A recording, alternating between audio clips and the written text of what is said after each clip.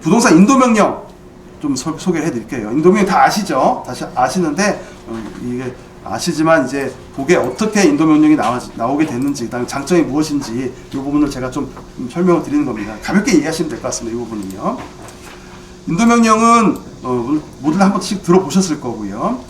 기한 제한이 있습니다. 6개월입니다. 그죠? 예, 아까 우리가 그 경매의 경우에 소유권을 취득하는 날짜가 언제냐면은 등기한 날짜가 아니에요. 등기한 날짜가 아니고 그 잔금을 내면 즉시 취득을 합니다. 예, 그래서 보통 잔금 내면서 법무사님 통해서 등기를 가치 신청을 많이 하시거든요. 예, 근데 잔금을 내는 순간 소유권 취득을 하고 며칠 그로부터 3, 4일 후에 등기가 됐다라고 하면은 그때 소유권 취득하는 것이 아니고 잔금 내는 순간 내가 소유권 취득을 하게 되는 겁니다. 그래서 어떤 법무사님들은 우리가 그 등기 같은 경우에는 법무사님을 이용을 많이 하세요. 그래서 그 법무사님들은 그 잔금하고 소유권 이전 신청을 하시면서 부동산 인도명령을 동시에 바로 그냥 넣는 경우가 있습니다. 아주 저는 이건 스마트한 법무사님이라고 생각을 하는데요. 또 어떤 법무사님들은 인도명령 요청을 해야 돼 해주지 뭐 요청도 안 했는데 해주나 뭐 이런 분도 계시는데, 어떤 스마트하신 분들은 잔금하고 소유권 이전 등기 절차를 대행하시면서 인도명령도 바로 하시는 경우가 있어서 그 부분은 상당히 낙찰자한테 도움이 되겠다 생각을 했습니다. 관련 조항들은 이렇게 되어 있고요. 6개월 안에 신청하셔야 되고요. 다만 점유자가 매수인에게 대항할 수 있는 권한에 의해서 점유하는 경우에는 그러하지 아니하다. 뭐 대표적으로 유치권 같은 경우입니다. 또 임차권 같은 경우입니다. 그리고 법원이 채무자 및 소유자 외에 점유자에 대해서 인도명령을 하려면 그 점유자를 신문하여야 한다. 그 점유자가 대항할 수 있는 권한이 있다라고 있는 권한이 없음이 명백한 경우에는 신문하지 않는다라는 거예요. 그래서 인도명령의 상대방에는 국법에는 이렇게 돼 있었지만 이건 모셔도 되고요. 신법에는 채무자하고 소유자에 대해서는 인도명령이 바로 나가고요. 그 외에 그 점유자가 임차권, 유치권, 뭐 지상권 등으로 점유 권한이 있다라고 하면은 인도명령 내리지 않고 신문을 하고요. 그다음에 인도명령이 점유 권한이 있다라고 하면은 인도명령을 기각을 합니다. 인도명령은 공매에 비해서 경매의 가장 큰 장점입니다. 예, 엄청나게 큰 장점입니다. 아까 나중에 좀 말씀드리겠지만 우리가 명도소송 아시죠? 명도소송. 예, 그게 적어도 한 4개월에서 한 6개월을 걸립니다. 근데 인도명령은 보통 별다른 신문 절차가 필요 없다고 하면 3일입니다. 3일. 제가 알고 있는 그 법원에서 결정을 내리는 절차 중에 가장 빠른 겁니다. 법원에서 판결이라든지 결정 받을 때 3일 안에 받는 경우 거의 없어요. 근데 인도명령은 채무자나 뭐 소유자 경우에, 그다음에 별다른 뭐 특별한 점이 없을 경우에는 3일 만에 내려지도록 되어 있습니다. 그래서 공매와 대비되는 가장 큰 장점입니다. 그래서 인도명령 때문에 경매 절차가 많이 활성화되고 있다 라고 보여집니다. 인도명령의 재판에는 원칙적으로는 서면 심리만 합니다. 재판 같은 거 열지 않아요. 서면만 낙찰자가 제출한 서면만 보고 맞다 틀리다 라고 해서 내려지고요. 예외적으로 신문을 하는데 필요적으로 신문을 해야 하는 경우, 어떤 경우에는 채무자나 소유자가 아닌 제3의 점유자가 있을 경우에 그 점유자한테 소명할 수 있는 기회를 부여를 합니다. 예, 그래서 그게 어떻게 나가냐고 하면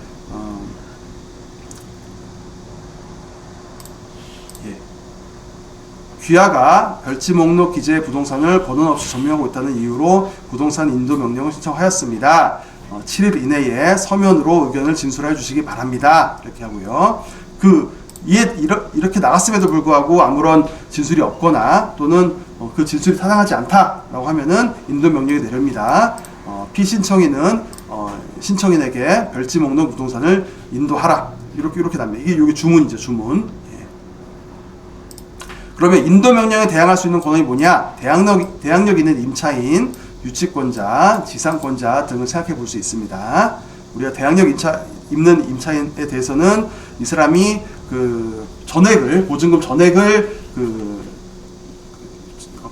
변제받을 때까지는 누구에게라도 대항할 수 있는 거고요. 그다음에 아까 말씀드린 바와 같이 인도 명령은 특별한 사정이 없는 한 3일 이내에 합니다. 매우 신속합니다. 그리고 인도 명령의 신청인은 상대방의 점유 사실만 소명하면 되고 인도 명령을 기각해 주세요라고 하는 그 상대방은 그 점유를 대항할 수 있는 권한이 있다. 아까 말씀드린 임차권, 유치권, 지상권 등을 소명을 해야 됩니다. 네, 요게 해당 판례고요. 네. 인도명령의 단점이 있어요. 인도명령은 인도해라라는 것만 있기 때문에 그 외에 우리 인도시까지 월 차임 지료 상당의 부당이득을 반환해라라고 해서 압박을 하는 경우도 있거든요. 그건 명도 소송을 내야 됩니다. 예, 그리고 그거는 인도명령 해결되지 않고요. 그래서 인도명령과 명도 소송을 동시에 또 제기할 수 있거든요. 예, 그래서 그렇게 하는 경우도 있습니다. 우리가 그 경매에서 그 대항력 있는 임차인 배우실 때 무상거주 확인서를 작성해준 임차인을 상대로 이 사람은 그 대항력이 없다 이렇게 배우셨잖아요. 그죠? 무상거주 우리가 대출 받을 때 보면은 금융기관한테 은행한테 그 무상거주 확인서 쏘는 사람들이 있지 않습니까? 그죠? 예. 채무자가 대출 잘 받으라고 그런 사람들은 대항력이 없거든요. 그 사람 상대로도 인도명령 신청이 가능하다라는 거예요. 그래서 그러면 요 무상거주 확인서는 어떻게 써줬는지 확인하냐라는 겁니다. 이거는 아까 말씀드린 대로 낙찰 받으시면 그 즉시 경매법원에 가셔가지고 경매기록 열람복사를 통해 가지고 무상 거주 확인서가 제출되어 있는지 확인하셔야 됩니다. 그리고 또 또는 채권자 은행에 가서 은행한테 물어보시고 무상 거주 확인서가 제공되어 있는지 여부를 확인하셔야 됩니다. 네. 이건 해당 판례고요. 인도 명령에 대한 불복입니다. 인도 명령 신청에 관해 대한 재판에서는 일주일 이내 즉시 항고할 수 있습니다. 그러니까 예를 들어서 내가 그러니까 낙찰자인데 인도 명령 신청해서 인도 명령이 내려졌어요. 예, 그러면 상대방은 여기에 대해서 즉시 항고를 할 수가 있습니다. 예, 그런데 즉시 항고에 대해서는 집행정지 효력이 부여되는 것이 아닙니다. 이게 무슨 말이냐면 상대방은 인도 명령이 떨어지면 별도로 집행정지 신청을 해야 되는 겁니다. 그냥 즉시 항고로 다투는 게 끝이 아니고 상대방은 즉시 항고로 다툰다고 해서 이 인도 명령 효력이 없어지지 않고 계속 유지가 되기 때문에 낙찰자는 그 사이에 빨리 집행을 신청해 버리는 겁니다. 그러면 집행이 완료가 돼 버리면 그 상대방이 신청한 즉시 항고는 그 즉시 항고 이익이 없어요. 네, 그래서 각하됩니다. 각하. 그래서 낙찰자는 일단 인도명령을 신청하시면 아까 말씀드린 바와 같이 매수대금을 잔금을 납부하시면서 인도명령을 같이 신청하시고 인도명령이 나오면 동시에 집행을 신청하시는 게 상대방이 다툴 수 있는 기회를 좀 더 차단하는 게 아닐까라고 이제 생각이 되고요. 예, 이게 대법원 판례입니다. 부동산 인도명령에 대해서 즉시 항고하면서 집행정지 신청하였으나 그 집행정지 전에 집행이 종료되어 더 이상 항고를 유지할 이익이 없게 되었다고 한 사례. 그죠? 예, 그러니까 빨리 집행이 되어버리면 상대방이 즉시 항고를 했다 하더라도 이 절차가 중단되지 않습니다. 그래서 집행을 빨리 해버리면 되고요. 실제로는 실무에서는 우리 강제 집행까지 나가는 경우는 잘 없어요. 뭐냐면 강제 집행 신청을 하지만 실제로 집행관이 물건을 드러내거나 하는 경우는 잘은 없습니다. 왜냐면은 강제 집행 신청을 하면 90% 선에서 그 개고하러 가죠. 그죠? 열쇠로 문을 따고 할 때 그때 이제 기싸움에서 질려가지고 점유자가 나가는 건 대부분이고요. 나머지 10% 정도가 실제로 강제 집행이 이루어진 경우라고 봅니다. 예, 그래서 내가 그 인도명령을 신청해서 결정을 받았다 하더라도 이것만으로도 좀 기센 점유자는 안 나갈 수 있어요. 그러니까 강제 집행 신청을 해서 집행관이 들락날락하는 모습 보이면 그때 이제 기가 죽어가서 나가는 경우가 상당히 많이 있기 때문에 내가 나중에 실제로 내 돈 들여가지고 집행 비용도 꽤 상당히 나오기 때문에 집행 비용까지 안 들이고라도 그냥 만약에 상대방이 나간다고 하면은 그 상태에서 취하할 수 있기 때문에 대부분 다 거의 한 70%, 80%, 90% 정도까지 실제 집행까지 이루어진 경우는 많이 없는 것으로 제가 알고 있습니다. 그래서 다만 집행관이 현황 조사하고 개고하러 가는 과정에서 이제 상대방이 나가는 거 대부분이고, 그 과정에서 또 합성하는 부분이 많이 있기 때문에 집행 신청까지 하는 게 맞지 않겠느냐라고 생각을 합니다. 그리고 상대방이 끝까지 남아있는다라고 하면은 집행신청을 해서 상대방이 설령 즉시항고로 다툰다 하더라도 집행신청이 빨리 돼버리면 그 즉시항고도 다툴 수가 없어지는 거니까 그거는 좀 유의하시면 될 것 같아요. 부동산 명도 소송인데요. 아까 그 인도 명령하고는 좀 다른 부분이다. 통상적인 소송이라고 보시면 되고요. 예. 기한의 제한이 없어요. 이거는요. 아까 인도민령은 6개월 잔금 내고 6개월 안에 제한이 있다고 했는데 이건 기한 제한이 없습니다. 그다음에 그리고 또 인도 완료시까지 차임 상당, 지로 상당의 부당이득 반환 청구 함께 할 수 있습니다. 예, 그리고 소송 비용 중 법정 한도 금액을 상대방의 부담으로 전가할 수 있습니다. 다만 단점이 소송에 소요되는 시간이 상대적으로 장기이고 변호사 비용이 좀 부담이 있습니다. 그래서 이거는 명도소송의 장단점이 있다 이렇게 보시면 되고요. 그래서 가급적 인도 명령을 먼저 신청을 하시고 필요하면 명도소송도 신청하시는 것도 고려해 보시길 바랍니다. 명도소송에서의 주의점은 점유이전 금지 가처분 신청을 통해서 상대방이 점유를 이전하지 못하도록 현상을 보존을 해야 됩니다. 별도의 가처분이 필요한데요. 이건 뭐냐면 내가 명도소송에서 한 6개월 정도 걸려가지고 승소를 했는데 집행하려다 보니까 그 사이에 그 점유자가 다른 사람한테 점유를 이전해버렸다. 그러면 그 명도소송 판결문은 휴지하게 됩니다. 집행할 수가 없어요. 그거는요. 예, 그래서 점유이전 금지 가처분을 할 필요가 있습니다. 근데 이거는 우리 당사자분들이 잘 모르시니까 나중에 낙찰 받고 점유 명도소송을 해야겠다라고 하면은 법률 전문가 변호사님들이 한테 진행을 할 겁니다. 아마. 그리고 기존 점유자의 영업신고 또는 영업허가에 관한 폐업신고 절차를 이행할 수 있습니다. 네. 이게 뭐냐면 제가 이제 우리 사이트에서 그 고민상담란인데요. 한번 읽어볼까요? 기존 임차인이 고의적으로 폐업을 안 하고 있습니다. 네. 음식점을 하던 기존 임차인은 거의 1년 전에 사실상 폐업을 했고 식기 테이블도 모두 1년 전에 철수했습니다. 다 나갔어요. 아무것도 없어요. 당연히 임차 계획도 종료가 됐고요. 새로운 임차인을 찾았고 얘기가 잘 되어서 계약하려고 보니까 기존 임차인이 폐업 신고를 하지 않았습니다.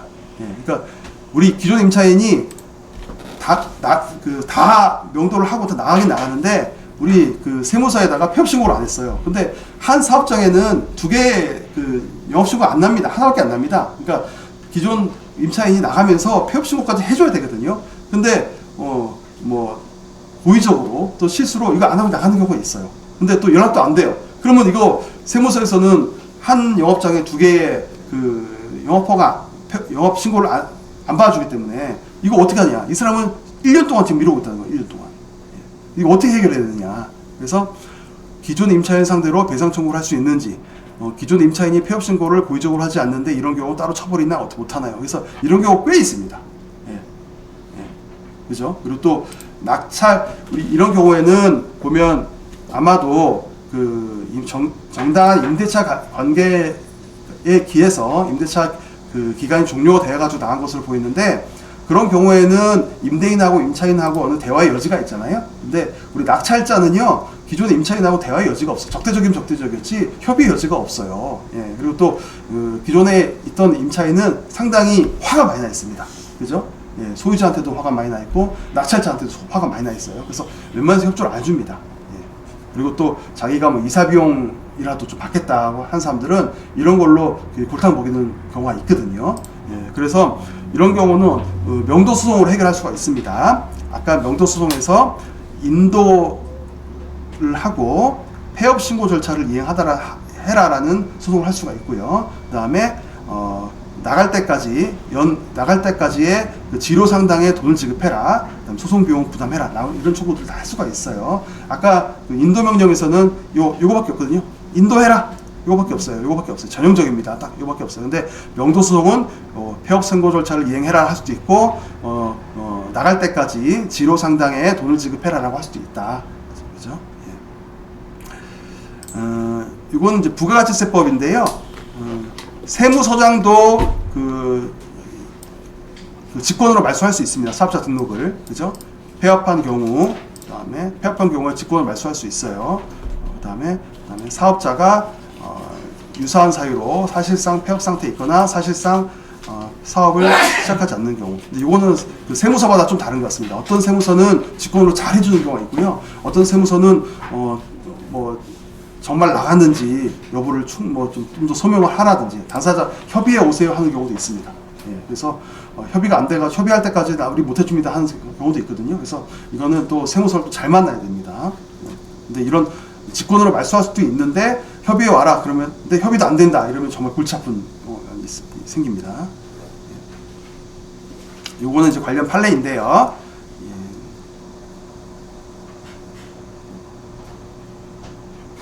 피고는 원고에게 이 사건 영업 허가에 관하여 폐업 신고 절차를 이행할 의무가 있다.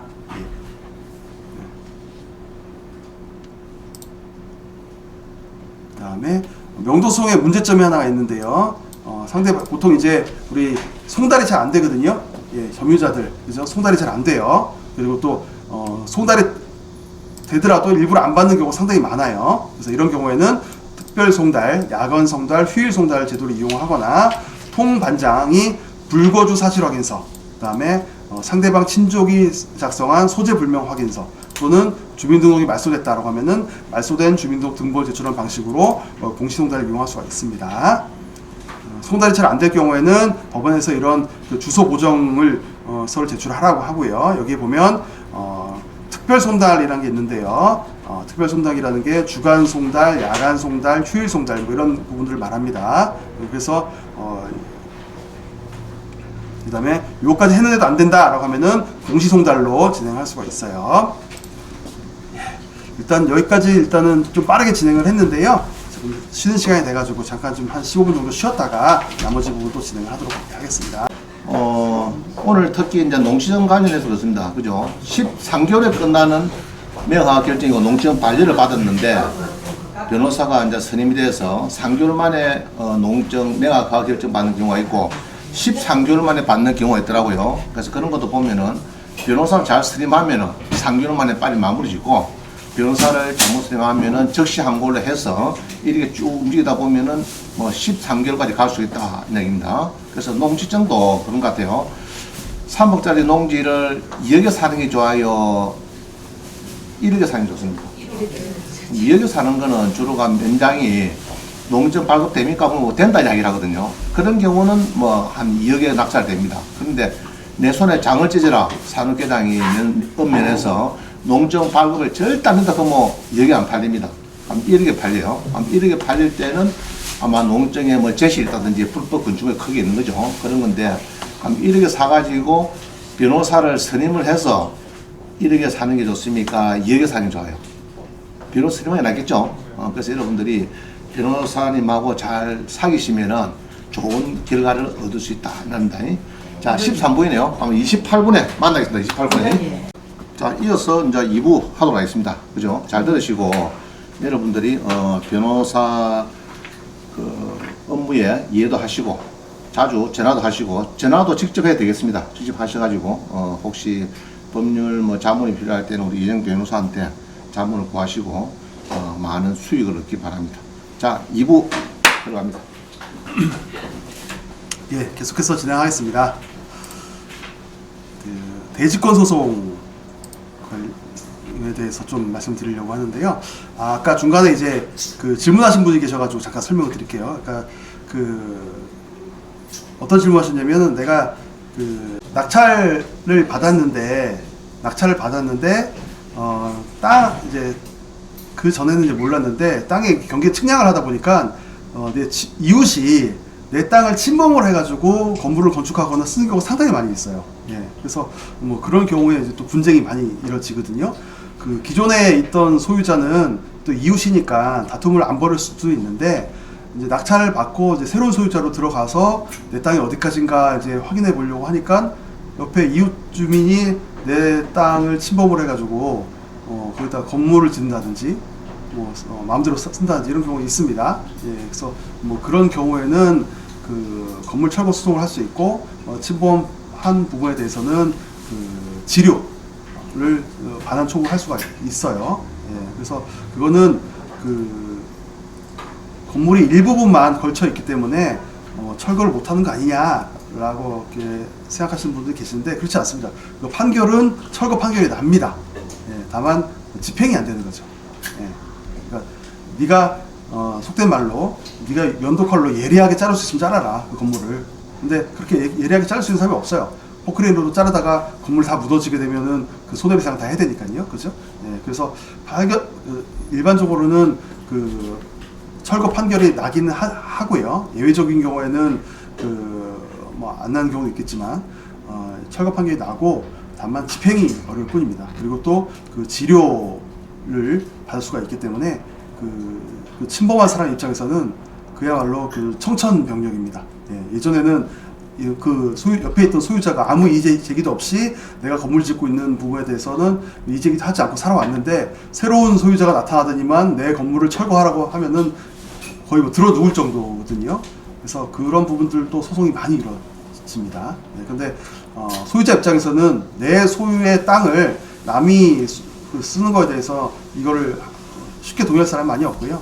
소송을 제기하면은 이런 경우에는 판사님들이 대부분 그 합의를 통해 가지고 그 침범한 부분의 땅을 상대방한테 파는 식으로 많이 해결을 합니다. 예, 그래서 그렇게 생각을 하시면 될 것 같습니다.